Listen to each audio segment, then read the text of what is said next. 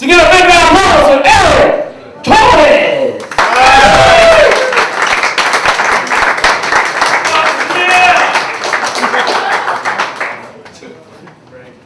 All right, let's get weird. I went to a strip mall the other day with like my friend and her parents, and I thought that was gonna be really like awkward. But then it turns out strip mall doesn't mean what I thought it meant. And like I was fully prepared to see some titties, and I didn't. So yeah. But no, I have a lot of anxiety. Personally, like I get really nervous about like a lot of things, and they're completely ungrounded things. Like I'm afraid of spiders, really insects in general. And it's not because like, you know, some of them can kill you. It's more just I've seen too many cartoons. So I'm afraid when I go to like, you know, get the spider with the tissue, he's just gonna grow like a head the size of me and then just swallow me and then just shrink back down and then that's it. Like that's a legitimate fear for me. And it should be. And like the other day, the best example was I got off work really late. And I went to Walmart to pick up a few things. And as I was leaving Walmart, I realized I didn't text my girlfriend and let her know I'm gonna be late. So the entire time I'm driving home, I'm just like freaking out, like, oh, she's gonna be so mad, and we're gonna get home, it's gonna be this whole argument, where were you? Were you cheating on me? And it's like, no, I was just late, and then she's gonna be bitter about it, and then wait 3 weeks and stay out late just to get me back. Then we're not gonna trust each other. And as I'm sitting in the parking lot, being afraid to go inside, I realized I don't even have a girlfriend. It was completely ungrounded. But like that kind of like just nervousness and just overthinking things, like that anxiety just runs my life. It totally just dominates who I am, and it gets really bad. Like I'm afraid I might be bad at sex, which is a weird fear to have because no other species on the planet has that fear. You never see a monkey like dismount and then be like, was it good for you? Like they don't care, and the girl never like branches off and talks to her friends like, you know, Ted never gave me an orgasm. Like they don't care. They don't care at all. But like it totally just totally runs my life, and I'm afraid like I might be bad at sex, which is a weird thing because some people like pee on each other as foreplay. Like I gotta be better than that, right? Like I feel like that's gotta be. And then like all this anxiety, all this nervousness and stuff, it leads to what I call performance anxiety. And it's awkward and it sucks, and so you know all these like weird fears and phobias go in my head. Am I bad at it? You know, like because like I've always all my ex-girlfriends, not currently, but like when I was with them, I would ask like, am I bad at sex?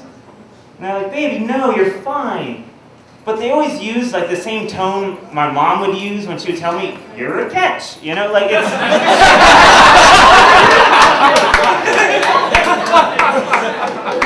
it's really hard to trust that. So I have that constantly just going through my mind all the time. So finally, like, you know, I'm ready to go, but like I'm not like, you know, ready to go.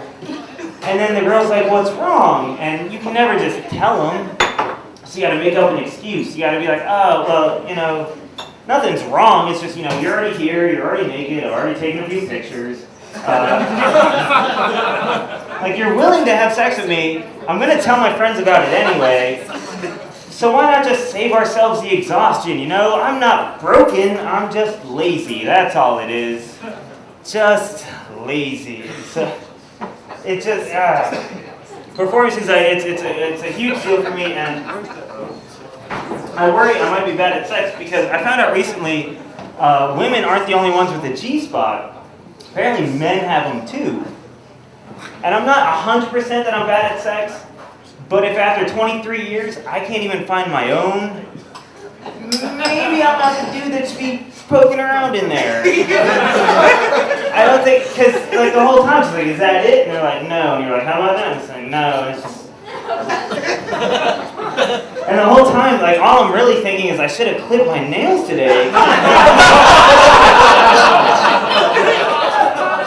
I don't even know what pap is, but you have it, and I feel like I'm scraping for it.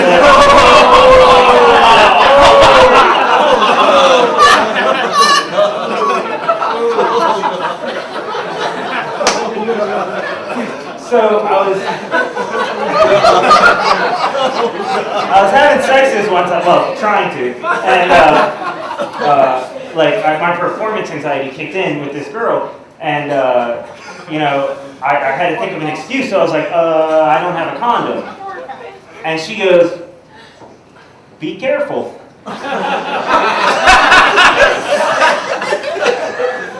Maybe that's the difference between public school and private school. But